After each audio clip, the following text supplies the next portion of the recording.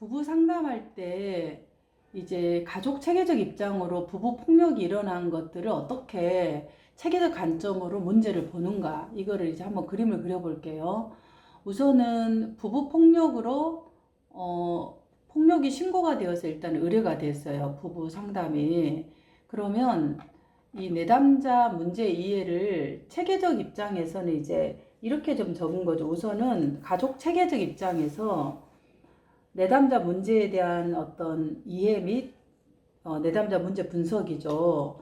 내담자 부부는 교제 기간 초기에, 이게 뭐 몇 년이에요. 뭐 몇 년을 사귀고 교제 기간 초기에 아니면 뭐 교제 뭐 말미에 임신을 하게 됨으로써 성급한 결혼을 하게 되었고, 결혼 후 시댁에서 뭐 살면서 초기에 시댁에서 출산하고 시댁에서 살면서 시댁과의 갈등이 부부 갈등으로 이어지면서 건강한 부부 체계 확립의 어려움을 겪었을 것으로 보인다. 이렇게 일단 한 문장을 적어요. 예.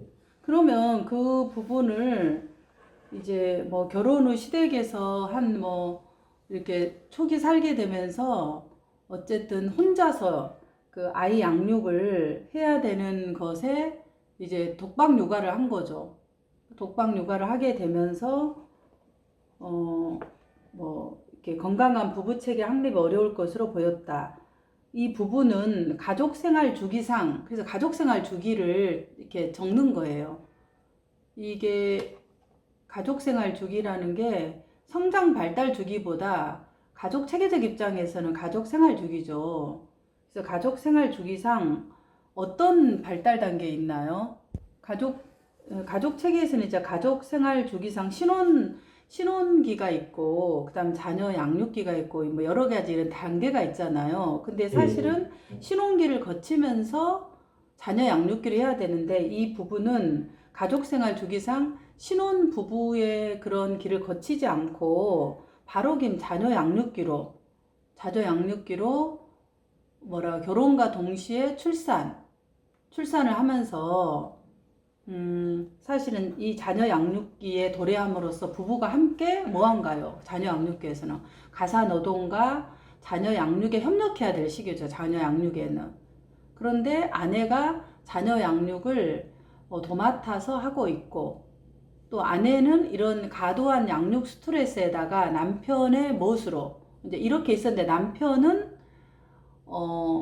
빨리 경제적인 자유를 얻기 위해서 아내가 일을 안 한다, 이런 부분에 대한 불만으로 지속적인 언어 폭력과 그 다음에 또 뭔가 뭐 이렇게 언어 폭력으로 이제 이 아내는 무섭고 긴장되는 상황에서 자녀 양육을 도맡아 해서 사실은 이제 이 언어 폭력이 이렇게 참아오다가 물건을 던지면서 감정들이 골이 깊어지면서 뭐 이렇게 가정 폭력으로 뭐 신고가 되기까지 되었다. 이렇게 이 스트레스가 겹치게 되면서 부부 갈등의 골이 더욱 깊어지고 있었다. 이제 이런 식으로 조금 하나를 적는 거죠. 이 체계에 대한 것들이 두 부부가 그렇게 이제 적는 거예요. 그 다음에 이 이제 가족 체계에 대한 이런 부분에서 남편은 이렇게 돈을 벌어야 된다라는 강박적인 이런 집요한 부분으로 지속적으로 아내에게 이 부분에 대한 걸 언급하면서 경제적인 돈을 벌어야 된다라는 것으로 비난하고, 그 다음에 또 아내는 되게 이제 회피하면서 자기의 입장을 얘기하기보다 회피하는 이 가정 속에서 계속 비난과 회피의 그런 관계의 패턴들이 지속적으로 오다가 최근에 이제 그 아이가 그러니까 2살 된 그런 자녀가 남편과 동일한 그런 물건을 던지는 행동들을 보면서 아내의 불안이 올라왔고, 아이도 남편처럼 되면 안 되겠다라는 생각에 신고를 하게 되면서 일시적으로 분리가 되어져서 사실은 이런 이제 상담에 의뢰된 거다. 이런 부분을 조금 이제 이 체계적 입장에서 적는 거죠. 이게 더 이상 건강한 부부 체계가 확립도 어려웠고 부모 자녀 체계도 결국은 남편처럼 아이도 될까 싶은 그런 이제 불안들이 내담자가 결국 신고를 하게 되어서 이 가정폭력 신고와 아동학대 사건으로 인해서 부부 체계가 이런 똑같은 체계로 되어지면서 비난, 회피 이런 이제 가족 체계적 입장이 사실은 좀 정지가 된 거죠. 신고로 인해서. 지금 그게 우선은 한 부분이 들어가야 될 것 같아요. 그래야 어떻게 의뢰되었고 어떻게 가정폭력들이 얼마 동안 있었는지에 대한 의뢰 경위까지를 포함하게 되니까 체계에 대한 것을 먼저 적었잖아요. 그러면 이제 이 가족 체계에서는 내담자의 남편인 내담자가 왜 그렇게 자꾸 돈으로서 뭔가를 요구하는지, 그래서 이런 비난형의 의사소통을 갖고 있는지, 이 사티어의 경험주의로 본다면 아내는 왜 이렇게 자꾸 순종적이면서 회피하는 의사소통을 갖고 있는지, 이게 이제 원가족과 관련 있잖아요. 원가족과. 그러니까 이제 원가족의 내용을 좀 적는 거예요. 그 다음에. 그래서 어떻게 하냐 그러면은 내담자 부부의, 지금 이 내담자 부부의 부모는 모두 부부관계에 심한 갈등이 있어서 내담자 부부에게 충분한 사랑을 주지 못했고, 그 다음에 적절하게 이런 그 뭐라 그럴까 정서적인 반응을 하지 못한 것으로 보인다. 그래서 남편은 자신이 원하는 것을 하기보다는 어떻게 했어요? 그런 새어머니 밑에서 자라면서 계속 이제 본인이 원하는 부분들을 가출을 하면서 이렇게 본인이 원하는 걸 부모로부터 받기보다는 자신의 감정이나 생각이 수용된 경험이 없고, 그래서 어떻게 해요? 자기 스스로 자립해서 뭔가 경제적인 것을 꾸려야 된다라는 그런 생각들로 살아왔다. 그래서 자기의 어떤가요?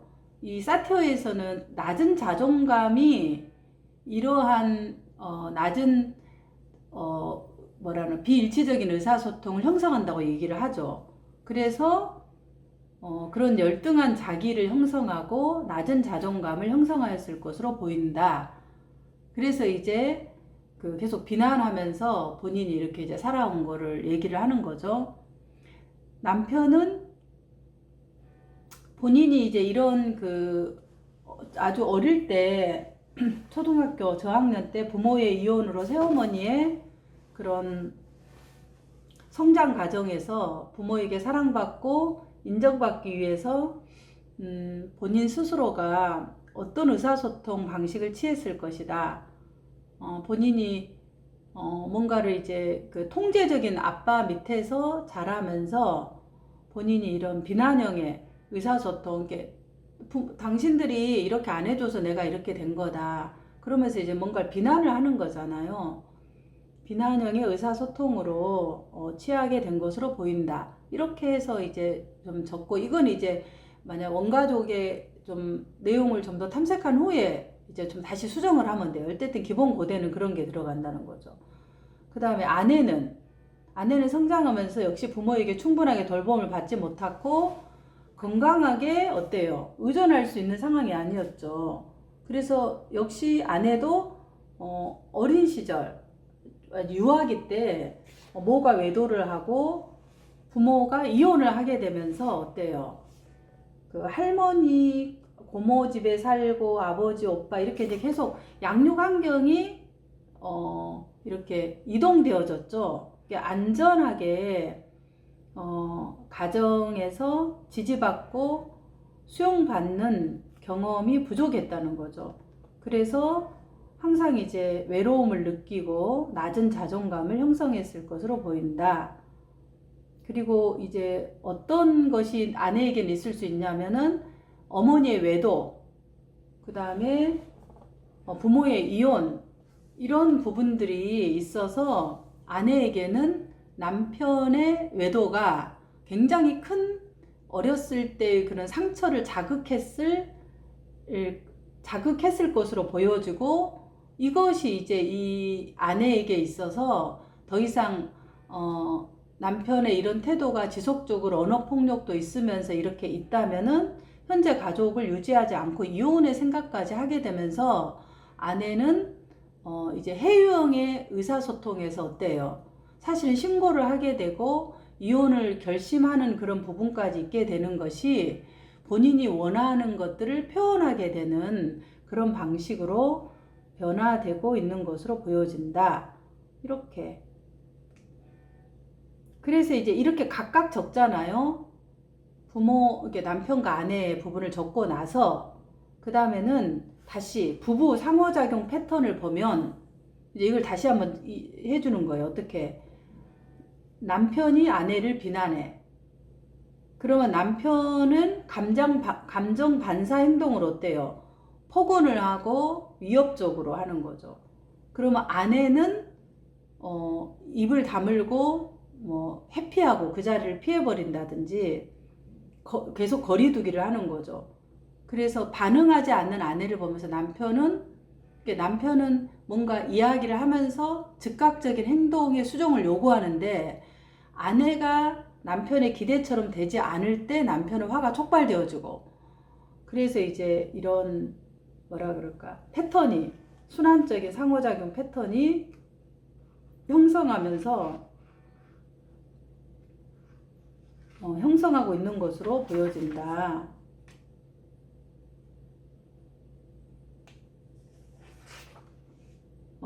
그러면서 이제 이 패턴을 형성하면서 친밀감과 거리감의 주기를 반복하고 있는 것으로 보여진다. 이런 것도 좀 한 문장 적는 게 필요하죠. 그러면 이게 친밀감과 이게 뭐냐면, 아내는 온 가족과의 대화에서 정서적 친밀감을 경험해 본 경험이 없으므로 온 가족에서 경험했던 친밀감의 거리를 어떻게 해요?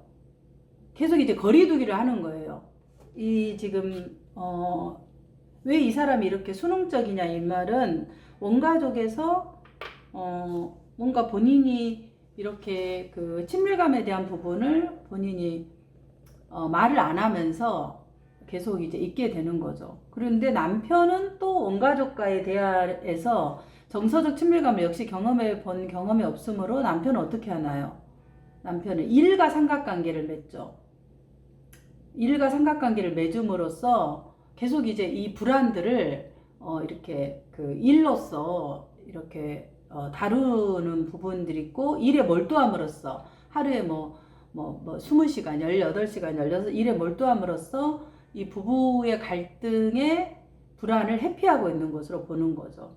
그래서 이제 이것은 아내에게 굉장히 만성적인 스트레스로 이어지고 부부 갈등이 이제 더 심해지는 것으로 보인다. 이렇게 이제 전체 체계적 관점에서 그거 문제를 기술하는 것이 필요합니다. 근데 이게 이제 지금 사티어 경험주의로 하는 건데, 만약에 이제 이걸 임하고 부부 대화법으로 임하고 접근으로 한다 그러면 어린 시절에 아까 얘기했던 그 부분은 똑같은데, 어린 시절에 받지 못했던 상처를 상대의 배우자를 통해서 선택하고 상처의 배우자에게 회복하고자 하는 기대가 있잖아요. 근데 기대를 그렇게 반영한다, 이런 방식으로만 조금 바꾸면 돼요. 그러나 지금 제가 설명한 이러한 가족 체계적 입장에서의 기술은 거의 비슷하다는 거죠. 그래야 이제 이 가족 체계적 입장에서 왜 부부 싸움이 일어났고 폭력이 일어났고 왜 이 시점에서 아내가 신고를 했는가, 이게 이제 결국은 본인의 원가족에서의 상처가 이게 아이에게도 세대 전수 될까 싶은 불안들이 이제 이 내담 아내에게 촉발이 되어진 거죠. 그래서 이제 그런 부분들을 전반적으로 다 적는 것이 전체 체계적 입장에서 이해라고 볼 수 있겠습니다.